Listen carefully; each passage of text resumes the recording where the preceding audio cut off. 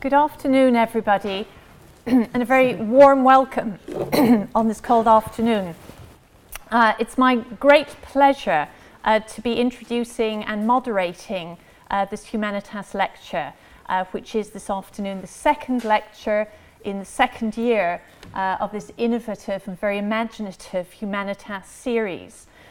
It goes without saying, which is of course why it should be said, that we are enormously grateful to Lord Weidenfeld for his vision in creating these visiting professorships at Oxford and Cambridge, and to Eric Abraham, who is the donor for the visiting professorship in drama, and to the Institute for Strategic Dialogue, who has coordinated this week.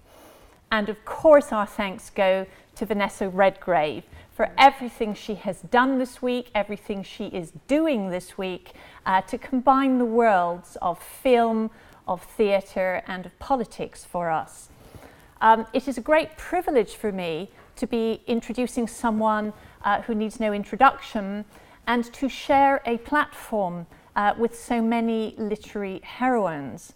I am standing next to Rosalind, to Imogen, to Volumnia, to Cleopatra, and to Prospero. I'm standing next to Andromache, to Hecuba, to Guinevere. I am standing next to Mrs. Wilcox, Mrs. Alving, and Mrs. Dalloway. In the 20th century, I have on my left Peggy Ramsey and Bryony Tallis. And perhaps most extraordinary for the period in which I work, I'm standing next to both Mary Queen of Scots and Elizabeth I. I am, of course, standing next to Vanessa Redgrave, and that selective summary of a theatrical pantheon must serve for an inadequate introduction. Vanessa's theme this week has been and is theatre and politics. Yesterday she looked at land and ownership and tenancy and poverty and enclosures in relationship to King Lear. She took us on a completely fascinating journey from the Magna Carta through to the pre-Civil War years. She took us from the immediate political, geographical context of Stratford-on-Avon in the early 1600s and land enclosures right through to an extraordinary petition of rights in 1627 and 8. Her argument was that great writers work not just in the political past but in the political now, and that they are politically prescient, hence her destination of 1627 and 8 for a play that she was talking about written in 1607. So today we are still in the Jacobean period, where she's going to talk to us about a play that's written one and a half years after King Lear, and that play is Antony and Cleopatra. What we're going to do, we've got a very flexible format. Vanessa's going to speak for about an hour and 15 minutes. Then, if you need it, we'll take a 5-minute comfort break before coming back for a sustained 45 minutes of Q&A. So it's my great pleasure to introduce Poverty, Land and the Rule of Law, Part 2, Vanessa Redgrave on Antony and Cleopatra. Please join me in welcoming her. Thank you very much. It's so welcome.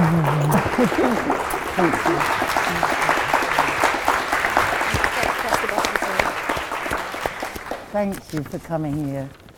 I just asked if we could see, just before I begin this discourse, one of the very last scenes of the film that was shot by the BBC of Janet Sussman as Cleopatra. And the reason I have asked for that is, and I've chosen the last scene between her and Octavius Caesar, was that my brother played Octavius Caesar. So for many reasons, but first of all, in dedication to my brother, I want to show you that scene. Let's roll it.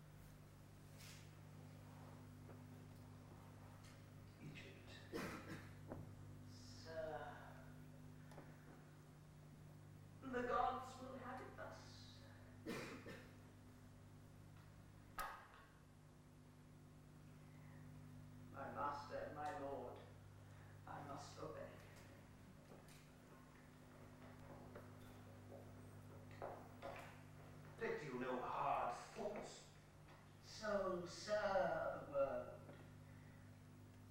I cannot project my own cause so well to make it clear. Cleopatra, no. We will extenuate rather than enforce. If you apply yourself to our intents, which toward you are most gentle, you shall find a benefit in the change. But if you seek to lay on me a cruelty by taking Antony's course, you will deprive yourself of my good purposes and put your children to that destruction which I have shielded them from, if thereon you rely. Right at my knee. And may through all the world. It is yours. Feed.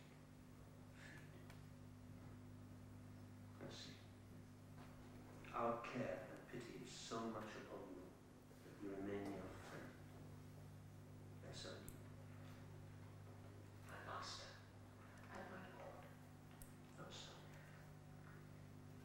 And you.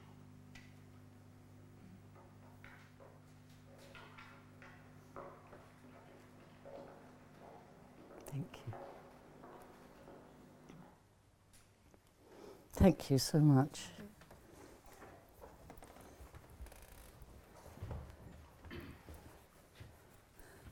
Well, that's superbly played and directed. And it takes place, of course, at the time that Octavius Caesar, some 20 years younger, historically speaking, than Mark Antony. Vanessa, would you like to use the microphone? I've- Oh, you've got one there. Oh, Okay, but I in can't that because case, I... I had a sign that you weren't audible at the back.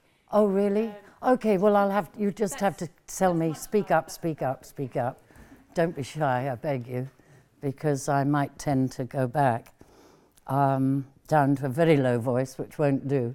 Yes, I'd forgotten we're filming, and that's why I've got this radio mic on.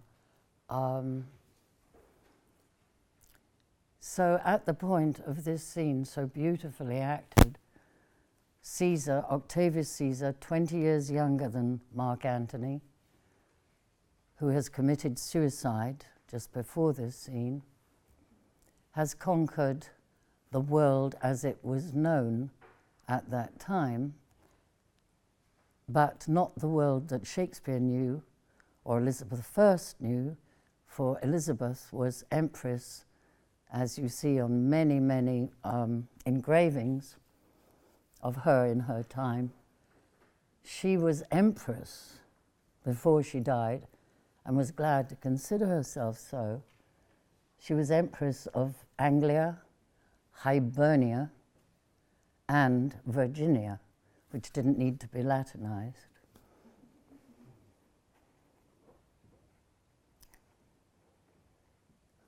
I want to start with remembering that the Globe Theatre, Shakespeare's theatre, Burbage's theatre, a group of shareholders had played King Lear in the December of 1606, and only in 11 months earlier, in that January, the Catholic terrorists of the Gunpowder Plot had been tried and very cruelly executed.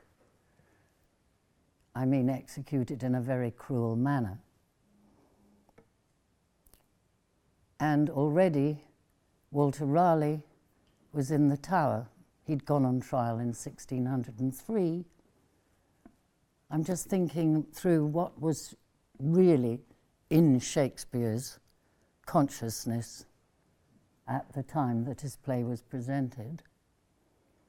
Walter Raleigh was in the Tower, accused by Attorney General Sir Edward Coke, King James had knighted him, of being an atheist, a vile viper, and every rich word that you can always find in Shakespeare when he really gets going. My goodness, the swear words that he conjures up.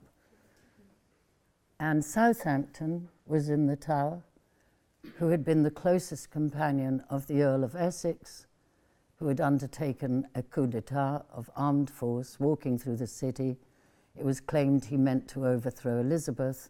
He said he only meant to overthrow the circle round her, her government, which was Cecil, and Raleigh at that time was close to Cecil, and others like that.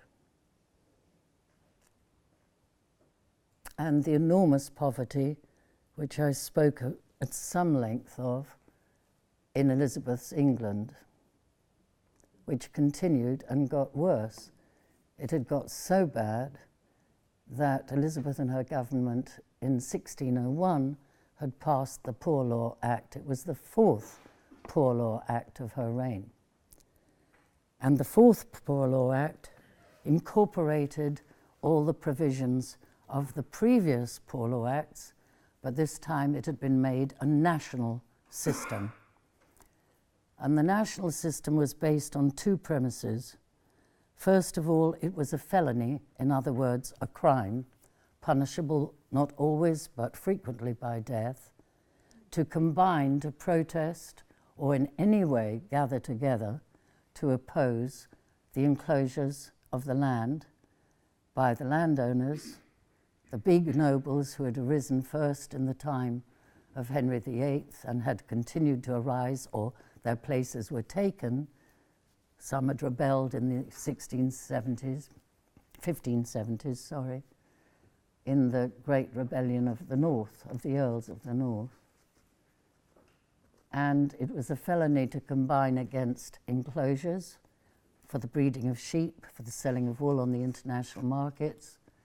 It was a crime to combine against the rising prices of corn, of food, and they were soaring. And really anything that went along with what was happening. And there had been created, from the time of Henry VIII and his dissolution of the monasteries, there had been created new earldoms, new nobles, on the basis of the lands of the monasteries. And this, from that time onwards, the people who had once been tenant farmers or had been peasants working for the tenant farmers on these lands lost their homes, lost their livelihoods, and some survived somehow or other by finding work, and some remained absolutely destitute, and these numbers grew and grew and grew. And there were rebellions, there were uprisings, and there were gibbets as really a mark of terror of what the state could inflict if you did combine to either oppose or uprise against the enclosures that took away your family's living, the living of many people and many communities for centuries. It was very, very savage. Indeed, at the same time, workhouses and correction houses were set up for orphans, children who were orphans, and for older kids. And this was where the ethic of work came in return for the state's shelter and food, which was indeed miserable and has always remained miserable in all such circumstances. In return for that, you would work within the confines of these poor houses and correction houses, and you would work on wool. I'm digressing, but I think you'll remember that great poet and playwright Oscar Wilde wrote an extraordinary article to the Telegraph. What we remember is the Ballad of Reading Gaol, and what is less remembered, and certainly De Profundis, what is less remembered is his letter to the Telegraph, crying out against the treatment of child prisoners in his modern contemporary correction houses and jails. I digressed, so I'll come back. And yet to me it is absolutely astonishing, something that I only found out a couple of months ago, that some of these correction houses and poor houses existed up until the time of the 1940s and the late 1940s after the war. And I discovered this because I was asked to narrate called The Midwife, which some of you may have seen on television. I haven't, although I narrated it because I've been away a lot.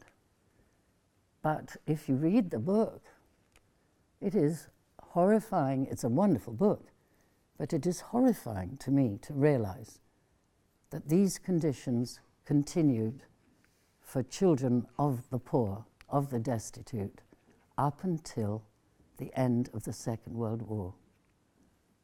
And if I mention it, it's not only to express my personal horror. That's, to some extent, it's quite beside the point. I share it with you. You share your horrors and sorrows, perhaps on some occasion, with me at some point. But also because that length of time reveals how long it takes for justice to be restored. Anybody, no matter their religion, their political faction, as they used to be called, is concerned with the point of justice. And of course, we sadly find, and horrifyingly find, that in our day, there are widely different concepts of what is just, and there are widely different concepts of law, widely different concepts of the rule of law. And I did refer to yesterday that extraordinary book of Tom Bingham's, Lord Bingham, as indeed he was, but he preferred his book to be published in 2010 as Tom Bingham on the Rule of Law. It's the best book that anybody concerned with justice, the history of justice, and the state of the rule of law today, and why we have much to be proud of and much to actively defend in the special cases of my heroes, certainly, the human rights lawyers and the human rights barristers, QCs, Queen's Counsel, who speak in courts about these.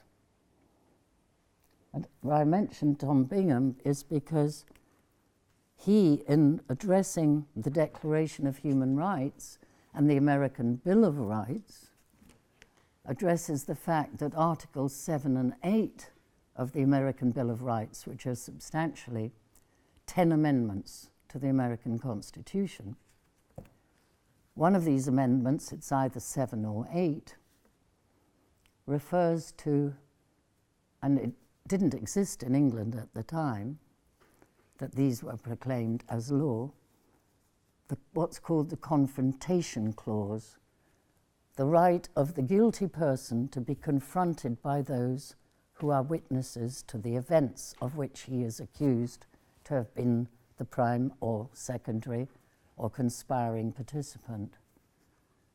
The right to be presented with the personal witness who is on the side of the prosecution. And Bingham points out how far the Americans went. Now, we're talking about a century and a half after, in fact, I think a century and 3/4, after the trial of Walter Raleigh. And this, Bingham explains, the notorious, infamous episode to many people of many opinions at that time, the fact that the Attorney General, Sir Edward Coke, refused categorically, against all persuasions and advice, to have the witness for the prosecution come forward into the court before Sir Walter Raleigh was sentenced. So it took a century and 3/4 before that right was actually entrenched in law. Not the first time it had happened, but the first time it was entrenched in law was by the United States of America. And again, that makes me think of how long it takes.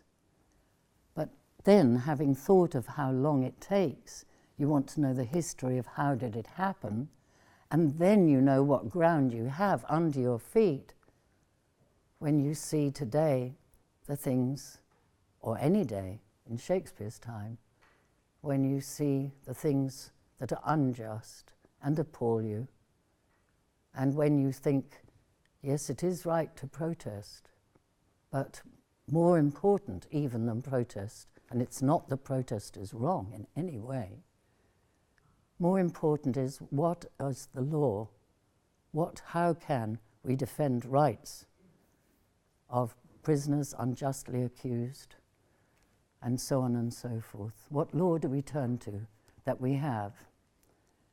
And that, in the most cases, whether it's first addressed in that way or ultimately addressed in that way, it is those international conventions on human rights to which the majority of countries in our world are pledging members of, have in fact ratified. And now I'm going to go to and fro because of this cognitive process by which human beings through history take cognition, become cognitive of what's happening in their country, and in the case of Shakespeare, rights within the limits of survival. I would put it like that. Within the limits of survival. What writer does not want to survive? What writer could anybody accuse, and people have been accused, for being cowardly or whatever? I think one of the most extraordinary things about Shakespeare, enormously revealed in King Lear, and revealed in a different way, coming from a different part of the compass, in Antony and Cleopatra.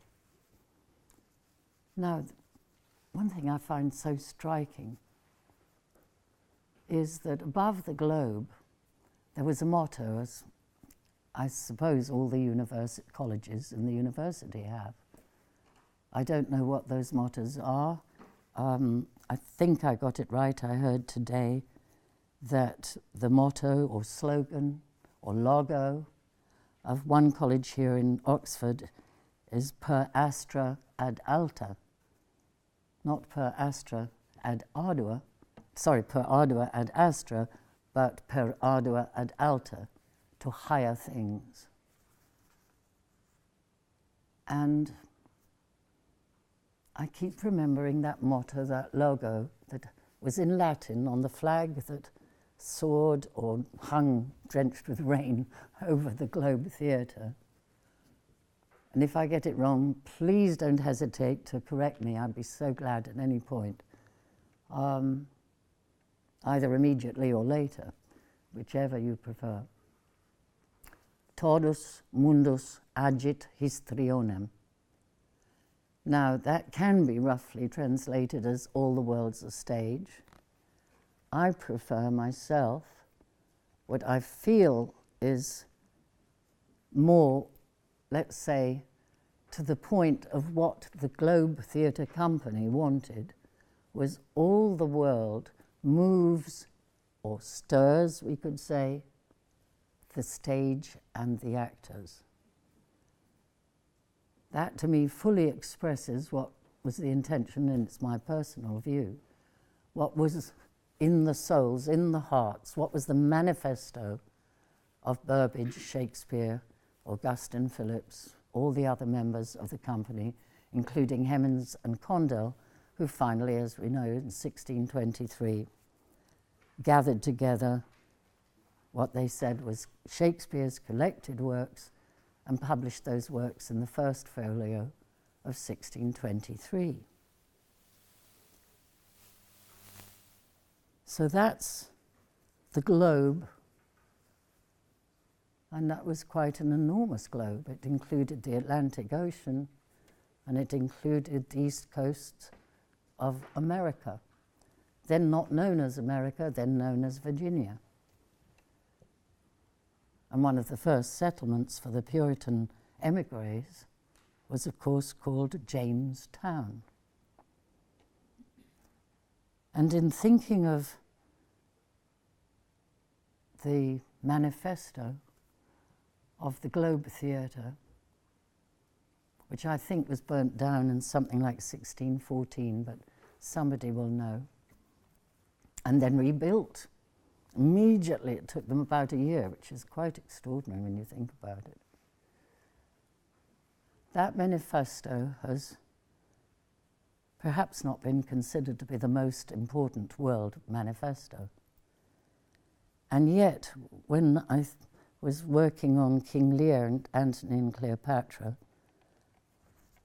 I felt that this was absolutely vital to their, let's call it philosophy, their approach to the plays that they wanted to put on.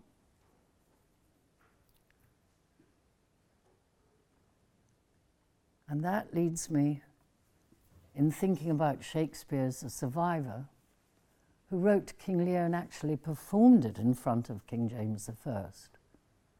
When you think about what it was about, you think, my good Lord, how could he get away with it, in front of King James I.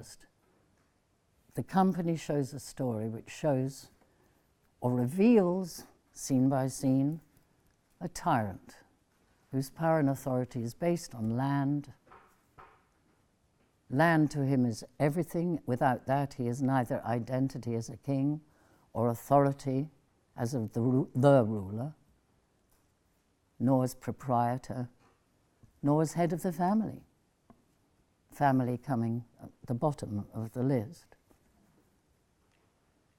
And the corruption following from the fact that the entire society was based on who owned the land, and love, which you remember King Lear asks his daughters, his 3 daughters, how much do they love him? And Goneril and Regan give forth extraordinary speeches which must be played, in my view, totally as if you couldn't conceive that these daughters did not mean what they say.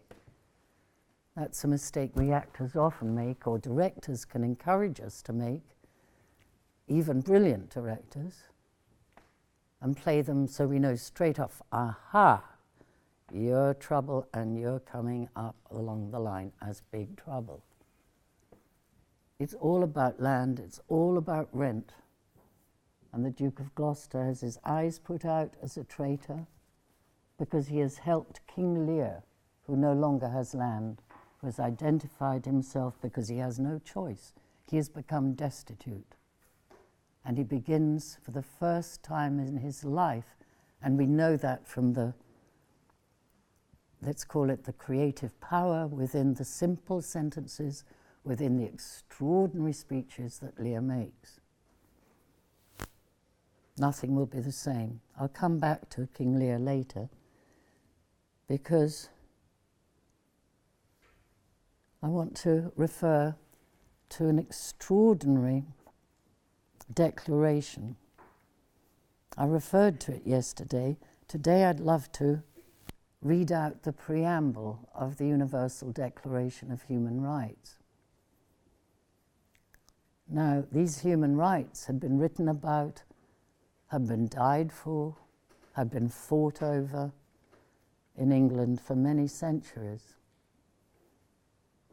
And the first civil war was about who has the rights, who has been denied the rights. And it's about, again, land and taxation.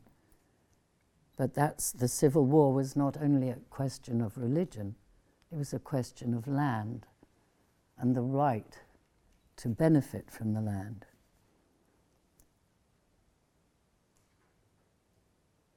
And I'm happy to remember that amidst all the things that the Cromwell's revolution accomplished, some of which were terrible crimes, which seem to always happen when a revolution is taking place.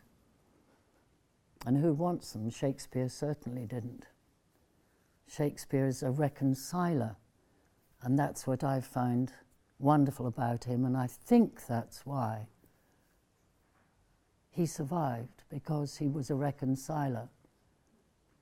Some people can call it cowardice of Shakespeare. Some people can say, oh, well, Shakespeare wanted to lead a peaceful life or whatever, but his writing doesn't portray thinking about a peaceful life. It portrays a longing for a peaceful life. It portrays or reveals a passionate agony about the situation in the country as a whole, and the divisions, the growing divisions within the country. But the prime one concerning Shakespeare, without doubt, is the growing divisions between the poor and the rich, who were becoming the super rich. Nothing, of course, compared with what later happened, which we're all facing today. And this I'm not approaching from the point of view of politics, although we have to tackle that subject. We would have to remain ignorant of so much if we didn't tackle that subject. But I want to tackle all subjects from the point of view of the struggle for and the attainment and the continuing struggle for human rights. And those are expressed in Shakespeare's own way. I'll go into that with regard to Antony and Cleopatra, I promise you, because that's why you've come. But here is the declaration, the preamble to the Declaration of Human Rights.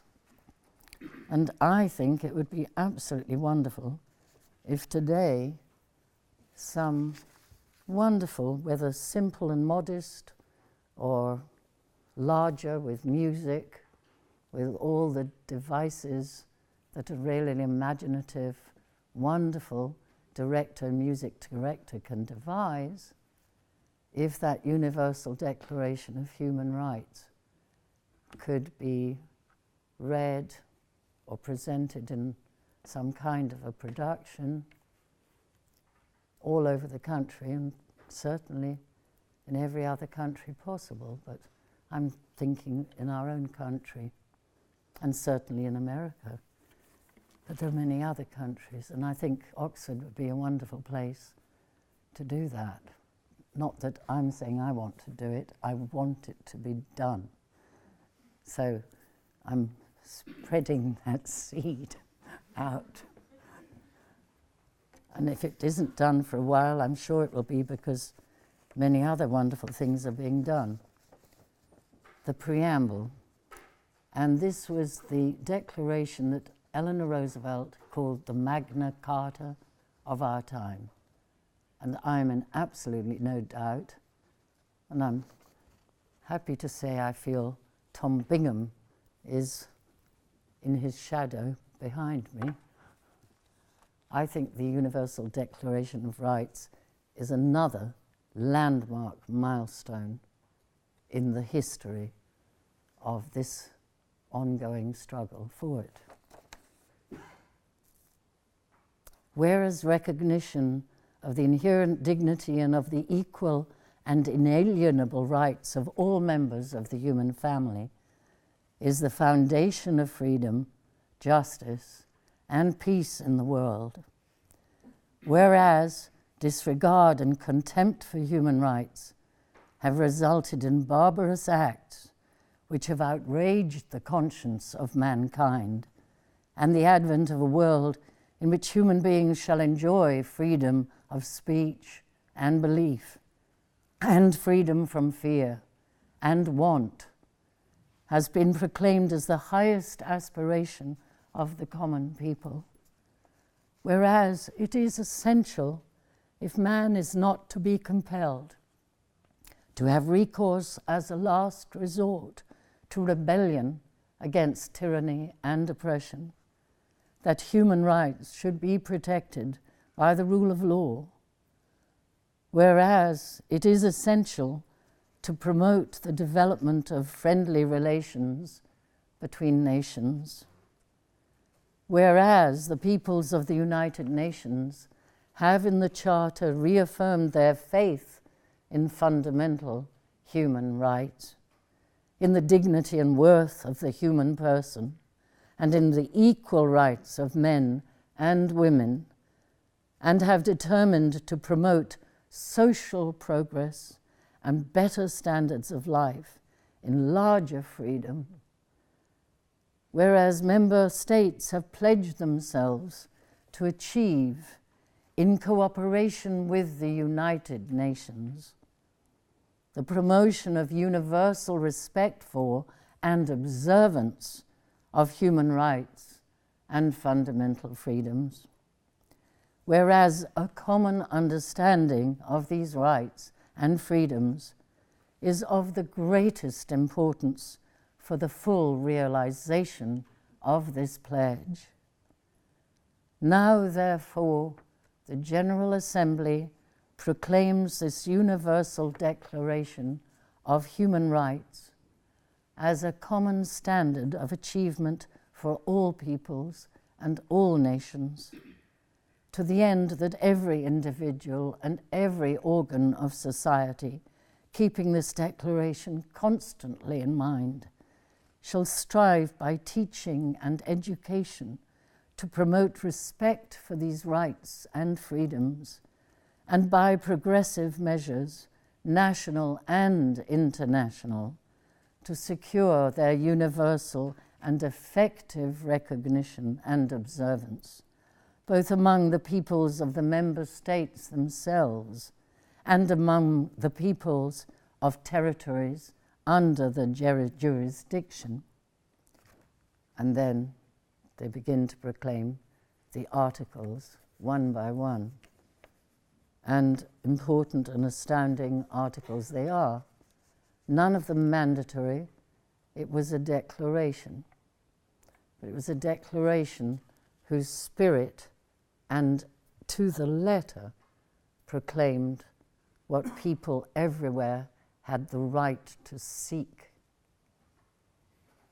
and to have, to obtain.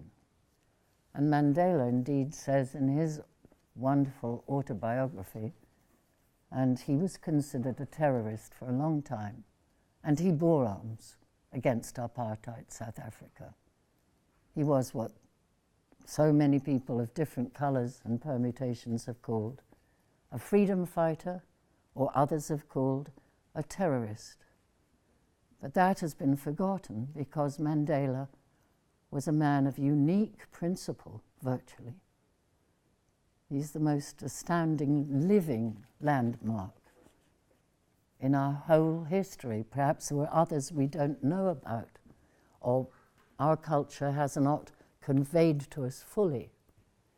But an outstanding man, a human being of total conviction, principle, and capable of seeking the way to reconciliation.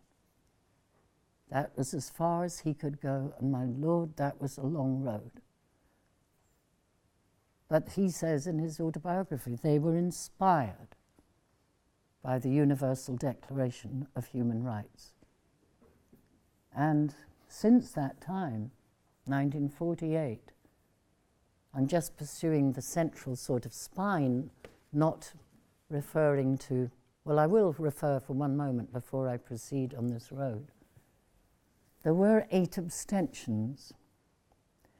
The abstentions, it was never announced who abstained, because so anxious were all those who'd worked so hard, some of whose names you'll find in research, certainly in volumes about the history of the United Nations, certainly in the volumes about the history of the United Nations Children's Fund. But you won't find the names of the countries whose statesmen abstained, because everyone who'd worked on this declaration was so anxious that to provide the common ground for people everywhere, that they didn't want to point the finger and say, those are the ones that were opposed in the form of abstaining. So trouble had been located, but it wasn't being made as it could have been made. And I think rightly it wasn't made, which could have, from the first moment of the signing off on this declaration could have made it also the beginning of a war. Actually, of course, it was coinciding with the beginning of war, what was called the Cold War. That was partly coincidence, but partly not. The 8 that abstained included the Soviet Union and its various, politically speaking, client states. And this declaration inspired the first political dissidents, although mostly they were literary people, they were teachers, they were professors, to become dissidents.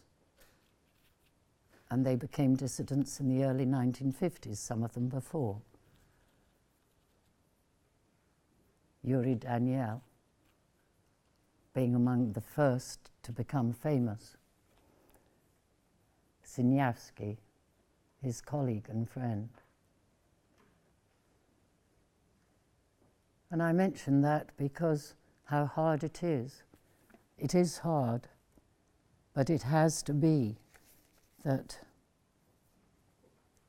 this is the ground we stand on, and the conventions that have been ratified by states, we, each of us in our countries, can call upon our governments and say, you have, I forget for the moment the legal word for it, we could use the word trashed if we're emotional and in a big meeting, but that won't do when we're trying to clarify the principles that are at stake for everybody, regardless of what side they're on, regardless, without respect to what temporarily they've decided their politics should be, whether they're old or whether they're young. And so the Convention Against Genocide, the Convention for Refugees, being 2 of the earliest conventions, the organizations that were established for civil, economic and social rights, and there is a convention to that. There are a whole number of conventions, including the Convention Against Torture. We do not have anything in our constitution in Britain that says no one will be permitted to take part or conspire in any shape or form with the administration of torture. But it is there in the European, someone remind me, I've gone lip-twisted, tongue-twisted. The European Court of Human Rights is based on the European Convention on Human Rights, and Britain is a signatory to it. And a digression again, we are going to come to Antony and Cleopatra. It is very alarming to me, and I'm sure must be, I hope is, alarming to very large and growing numbers, certainly, that there are very decided attempts, not only thoughts, it hasn't happened yet, but it could happen, that Britain pulls out of the European Convention on Human Rights. Any country is allowed to pull out of and declare that it is now no longer a ratifier of any of these wonderful, fundamentally important to everybody human rights conventions. But any state can pull out. Trouble is, they don't always pull out in a clean way. They pull out through a number of media interventions which disturb people, and they don't quite know, they're ignorant to a large extent of why things are happening as they are. And very often, as we know in history, people don't realize whether they're for or against exactly how profoundly affecting to their lives will be the decisions that they make in the now. I regard Shakespeare as the most wonderful guide to thinking about our decisions that we make now, and even more of a guide but that's for the theatre and for all people, and after all, that is why Shakespeare is more than any other writer has been performed, and I hope will continue to be performed in so many countries of the world, where there are always people who want to find the way to survive and work for principles and justice. Justice applying to destitution and not having the right to a family and a decent life and education and health. Justice also meaning the questions of refugees, the questions of exiles, the question of intervention, military intervention, the questions of civil and social protection.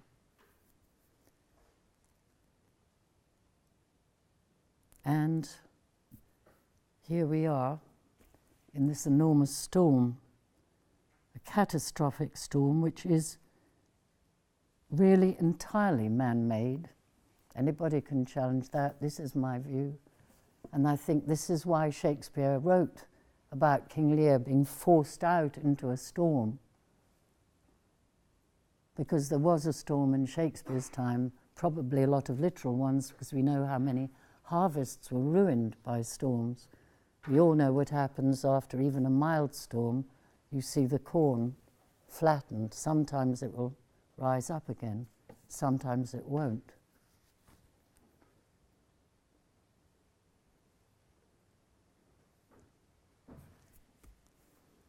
So there I'll pause for a moment, because I now have to address the fact of why did I choose King Lear and Antony and Cleopatra. At first sight, second sight, third sight, fourth sight, and I've been involved with Cleopatra and the play. I've played Cleopatra 5 times, and I've directed it the play 3 times.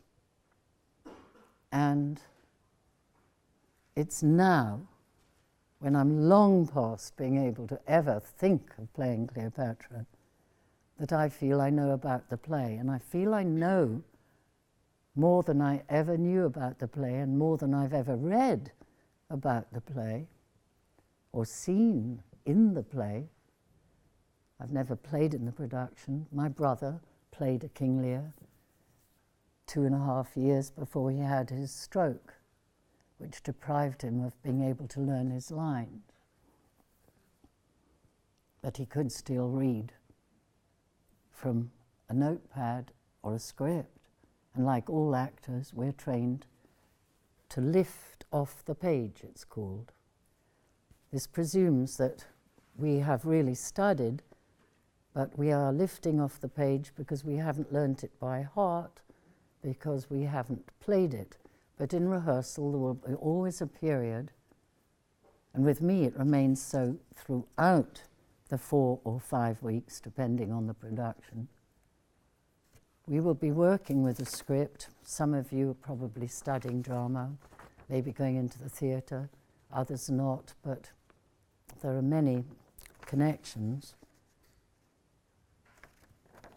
We will read, but we will read looking at the world round us, i.e. looking at the other people we are in the play with, and hopefully looking at the audience.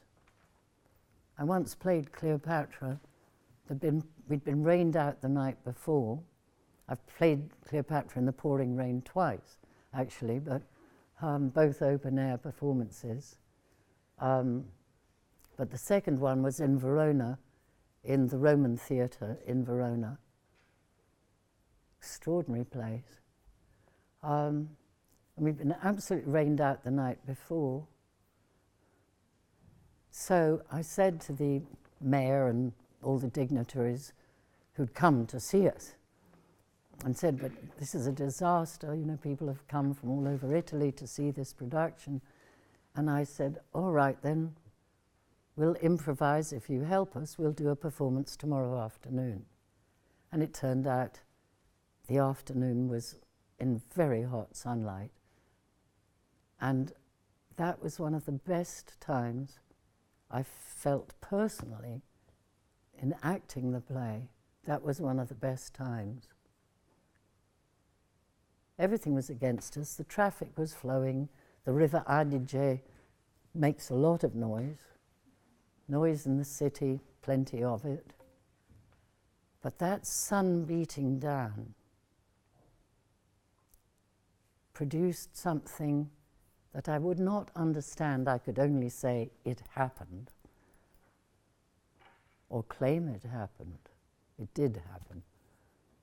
Because Tony Harrison, who did the translation of Hecuba you referred to, and who's a wonderful poet and a wonderful knowledge of Greek history and Greek drama, said the Greeks always put on their sins, their tragedies, in the blazing sunlight, because that's where nobody could hide.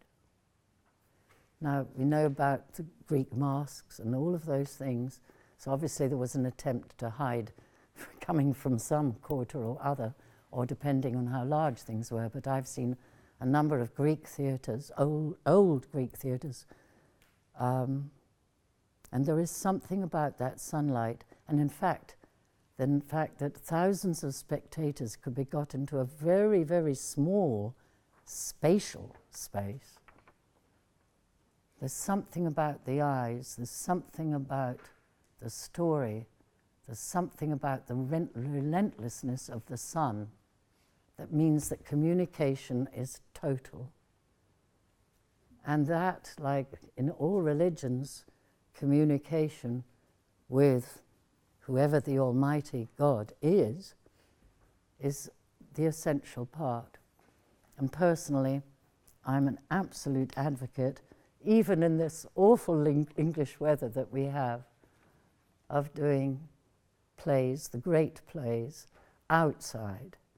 We're lucky if it's sun. Somehow the truth doesn't come out so well when it's pouring with rain. Nothing we can do about that.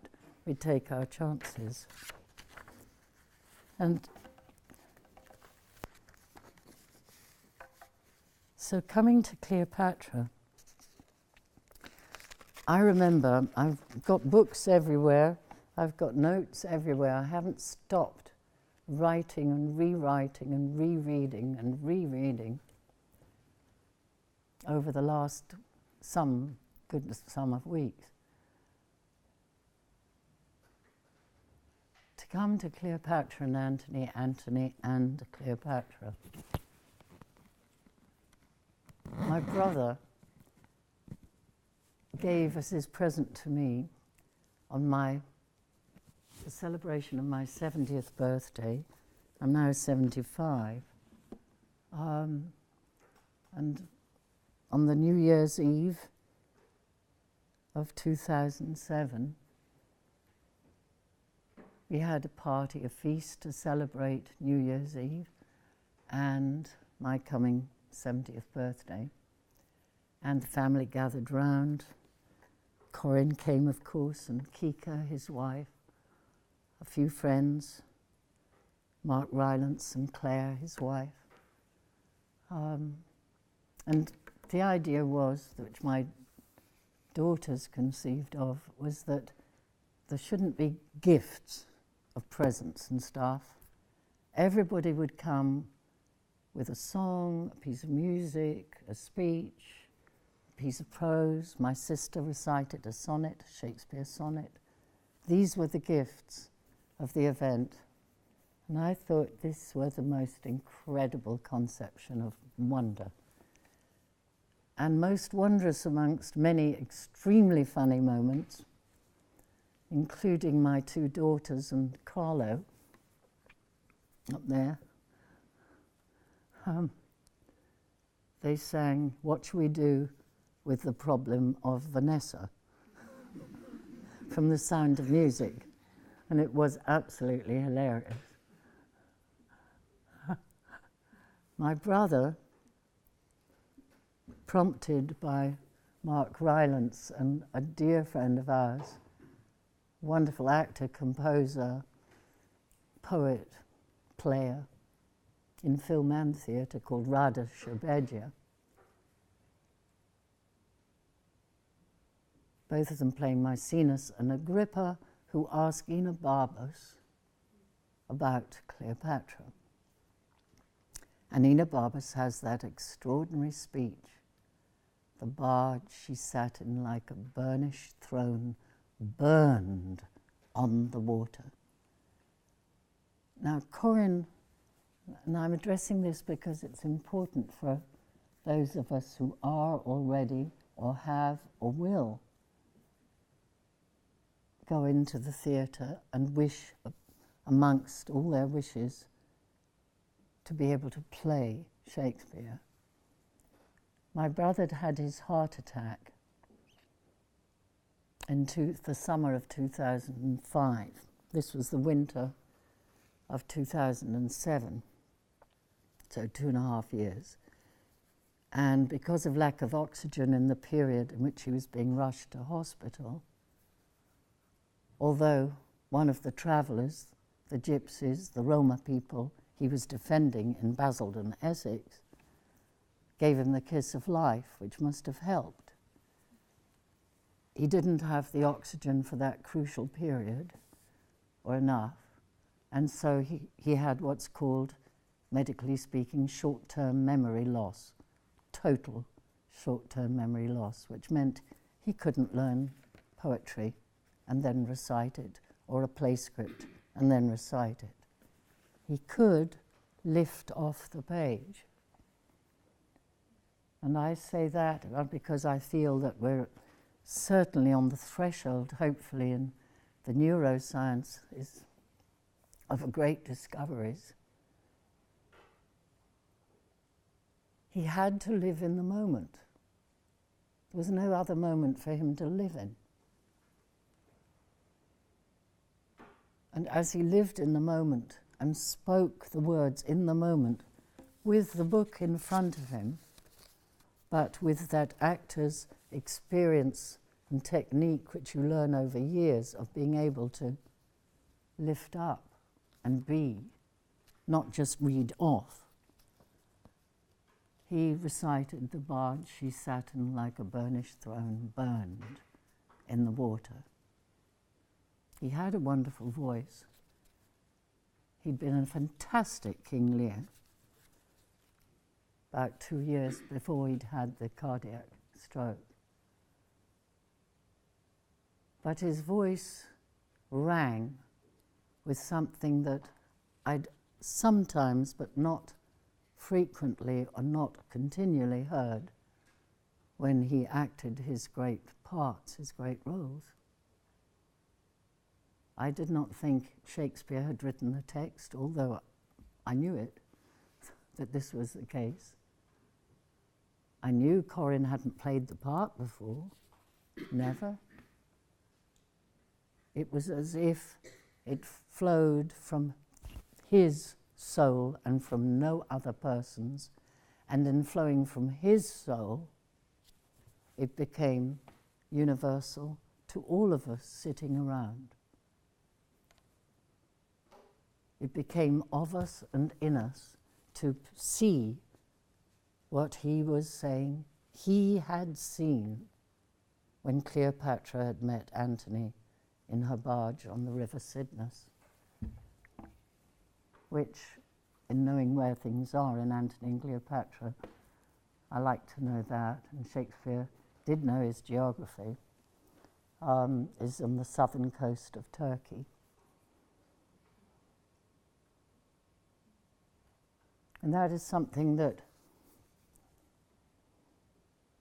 we were talking today at lunch, because I was taught by it wasn't a very high standard, generally speaking, but there was 3 wonderful teachers at the drama school where I went. And one of them was Cicely Berry, who taught at Juilliard in the final years of her teaching life. And it was she who told me, when I was a student at drama school, that there are 3 ways of memorizing. And you have to use all 3. Any human being should use all 3, but an actor or actress must use all 3. One is the lips and the tongue and the throat, all the facial muscles, which are after all connected to the brain, have muscles. And you have to say the words out loud when you're learning them. And indeed, when you've intellectually learnt them, you can say them without looking at the book, but then as you proceed to deepen your understanding of what it is you're saying and why you're saying it.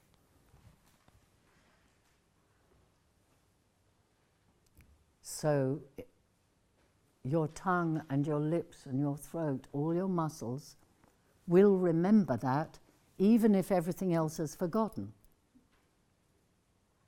Even if you happen to be blind or can't see at all well. Even if your hearing is impaired or you are deaf. The muscles remember.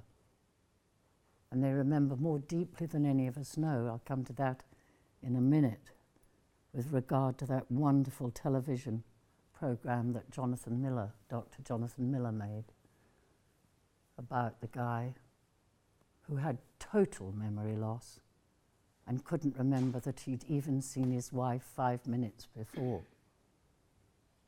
Total tragedy. The other ways are, of course, seeing the words in print. And the eyes do convey them, and they are remembered. The other way is hearing them.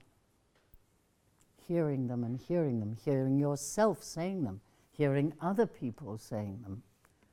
And those are the first ways combined in children, how they learn. We all can think of grandchildren or brothers and sisters or whatever. Children learn by using all 3 at the same time. In schools, and they're probably their parents, hopefully, before they even go to school, they're probably not lucky to go to a kindergarten or nursery schools. There's very few of them, real schools for little ones. Certainly they'll learn it in primary school. And they will be encouraged to, and will, sing all kinds of refrains, both by way of learning numbers, by way of learning what an alphabet means, everything. They will watch television, and in the case of perhaps, I saw my 2-year-old granddaughter when she was 2, she's much older than 2 now. Her favourite TV was the Disney Beauty and the Beast. And she would watch it and she would be miming, following every movement that Beauty, of course it was Beauty, Beauty was making. There must be more than this provincial life. She was trying to sing, far from totally successfully, but she was working at singing. There must be more than this provincial life. And isn't that one of the reasons why we feel that drama should be available in all schools for all ages, not just to go and see, but to invent, to workshop, to improvise, partly write down, whether it's already a written play or to make their own plays. And is this that one of the things that makes me very angry about what's happening to education. And it's been one of the big sufferers due to the deficit hawks who have held the sway for quite a long, long time. I really hate that. Well, it's no good just standing and saying one hates it. One's got to be thinking, what do we do about it? And something that's to hand is the law. Are the law. Sorry, do tell me if I'm not speaking up enough. The law is to hand. Only lawyers can advise us what law, but we can know and can seek out on the basis of the conventions to which the UK is signed up to, which govern the right to education and the right to our culture, which is where, of course, drama comes in. I'll leave that there for the moment. I'll come back to it probably when I come back to a book I revere, if I brought it with me, which I may not have done. And if I haven't, well, so be it. No, I haven't, but that's all right.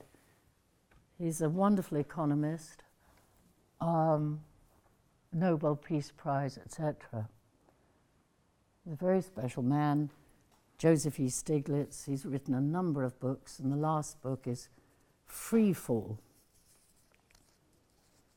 and the Sinking of the World Economy. So we come back to the world, we come back to the now of the world, and we find it still running in Shakespeare. And I think without starting with the now, sometimes we start with the text, but we're living in the now, sometimes we cannot really get what Shakespeare's plays are actually getting across to us. Now that's not the end of the world if we haven't got it. Hopefully we've got more life ahead of us to find it. We do rely naturally upon directors and producers to enlighten us by their approach to the play in communicating it to us. And they can be brilliant, but they can sometimes miss the point.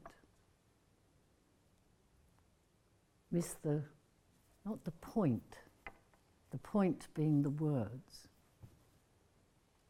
and the subject and the object in the sentence, the essence of what made anyone write. Virginia Woolf said a wonderful thing. I'm going to horrifyingly paraphrase it. She said a wonderful thing when Vita Sackville-West, her very close friend, they had a very close, wonderful relationship for a whole period. And Vita congratulated her on being able to always find the right phrase, the right words. And Virginia said, it's not like that. It's not like that. A wave, and I am paraphrasing, a wave will arise in me of feelings, and it will tumble like a wave, and then the words will come out of me into my hand, and I'll write them down. Now, that struck me as, I think she's an extraordinary writer. I love her writing. But even if I didn't, I would still be enthralled by her putting her finger on the point. That's how human beings are made. In them, through DNA, through RNA, it's in them, and if encouraged, things will come out into words. But what starts those words is the essence of the whole matter. So therefore I feel it's right in Shakespeare to think what started, what waves arose in him, repercussions within him of what he saw and knew around him. And he could not but know it. He could not write both that extraordinary poetry and equally extraordinary, simple few words of prose. The simplest and most profound words at the same time. As, for instance, in that last scene, where Cleopatra, who has the most extraordinary poetry herself, especially in her last tribute to Antony when she meets with the character called the clown. And she says, "Hast thou the worm?" I'll read it later if we've got the time. We probably haven't. How are we for time, Laurie? Right, thank you. But I would signal that out as one, not the only one, but one of those passages which is so frequent in King Lear and so frequent in a different way in Antony and Cleopatra, where having spoken with the most extraordinary feeling and imagination of Antony, Cleopatra is now sitting or standing with the guy who's called the clown. One wonders why. It's an interesting question, I think. And he has brought her the little worm, the poisonous snake, with which she can end her life and commit suicide, rather than be submitted to what she describes she will not submit to. She will not submit to being put in the stocks like Kent is in King Lear. She will not permit herself to be dragged in chains, as they were in Elizabeth's time, taken to the scaffold on some kind of stretcher dragging on the ground. She will not permit that to happen. And she talks in this language which is so direct and so perfect. And I think that must be one of the qualities which we prize most in Shakespeare, is that there can be this extraordinary poetry, and it's not necessarily to do with you're the villain and you're the good one at all. We always have this tendency as actresses and actors, and I do believe it is, I find myself doing it all the time. I have to really work not to do it and hopefully be reminded not to show people, not to demonstrate I'm good or I've got a double agenda here. It's one of the most difficult things to not do, to put a label on oneself. And it's very difficult for directors to resist putting a label to help the audience understand what's going on. Well, number one, audiences, I have a general firm conviction, are far more intelligent than they're thought to be. I've felt like that for as long as I can remember.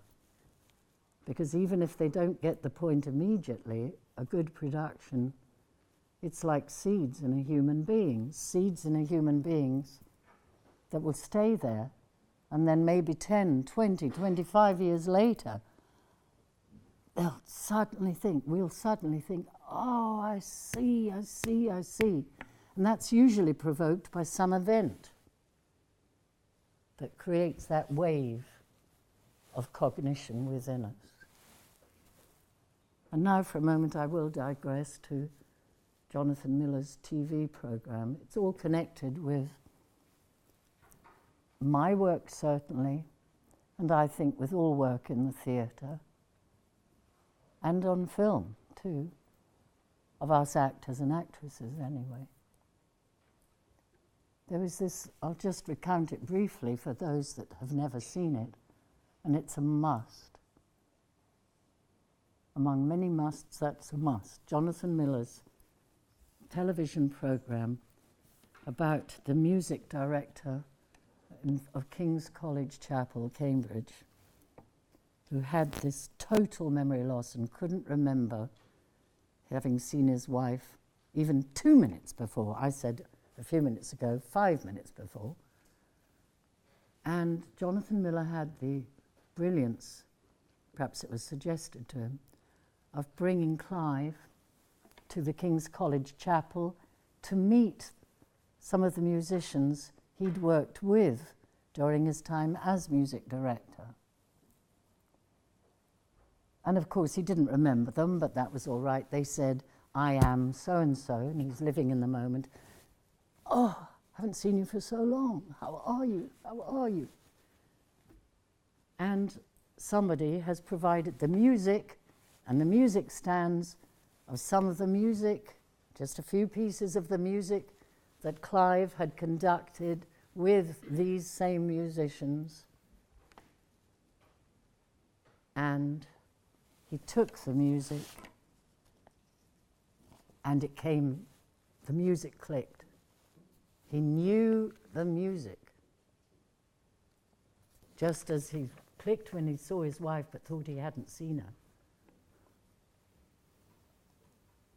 When he saw the music, it clicked, and in the now, living in the moment, he was able to conduct it with full knowledge and cognizance of the phrasings, the tempos, the pianos, fortes, and so on. And pursuing in this vein, I met Mordecai Vanunu in Jerusalem some few years ago. And I asked him, how did you manage to keep sane on conditions of total solitary confinement? There were orders, no one was to talk to him. And he was in solitary confinement for about 20 years. All he was allowed was the Bible. So I said, how did you keep sane, even with the Bible? How did you keep sane? That no guards were allowed to talk to him. And he said, I recited out loud small sections frequently throughout the time I was awake of the Bible. And I was so shaken by that. Not by the fact that he read the Bible, not at all. I would think if I was on a desert island and had no means of anything, I would probably choose the Bible. But if not, I'd choose Shakespeare, the collected works of Shakespeare. But the fact that saying them out loud rather than just reading a passage at a time, saying them out loud kept him sane. I'm leaving that there for any of us to think more about, because there's a lot to think about, but it does tie in with the question of memory, the question of the cognitive processes, and certainly, for me, it ties in with how we learn to act. And I suppose it also ties in with many sciences, including, of course, the legal profession. How much longer now? We're going to break shortly. Yes, I'd like to come and have some questions with you, so if we could wrap this bit in a few minutes. Can we return to Antony and Cleopatra after we have a little break? Would that be all right? Would that be okay by everybody? Because there's a lot I haven't addressed, and which I apologize to you for. But for me, it's part of the weave of the Shakespeare, of understanding the Shakespeare, and why any of us, including myself, can gloss over to the important speeches and miss a simple sentence, which is a focus for what Shakespeare's trying to get across within the limits imposed by censorship, by wishing to survive, to not be sent to the Tower, to not have the King's men completely disbanded because you've gone too far, etc. I think I'd that's love to return to it if we may. Anyway, I think we should, and that's a not. wonderful advertising, because what's really been interesting in everything you've been saying so far, starting with your wonderful translation of the Globe motto, that it moves and stirs actors and players and audiences, is that you've been talking this afternoon a lot about emotion, whether it's the sort of direct line of the hot Veronese sun making some kind of communication, or whether it's Virginia Woolf just being overwhelmed and it happening. And so I think, you know, it's wonderful that we're able to put that very personal with the political that you were talking about. And I think that may be our first point of call in the question times, about marrying the personal and the political in a play like Antony and Cleopatra, when you are playing it 5 times and directing it 3 times. So I think what we should do, at Vanessa's considerate request, for those who have to be elsewhere by 5 o'clock, we will allow you, we don't want anyone to go, but if you have to go, you can do so without embarrassment. What we suggest is that there's a 2 or 3 minute break in which those who need to stretch their legs can do so. We can even go as far as 5 minutes. I'm very keen to carry on the dialogue though, but in 5 minutes, which is 25 to on that clock, we'll come back, and then we'll have the opportunity to have comments, questions, clarifications, extensions of points on anything about Shakespeare and politics. So we'll see you in 5 minutes, but for the moment, let's thank Vanessa for this wonderful introduction today.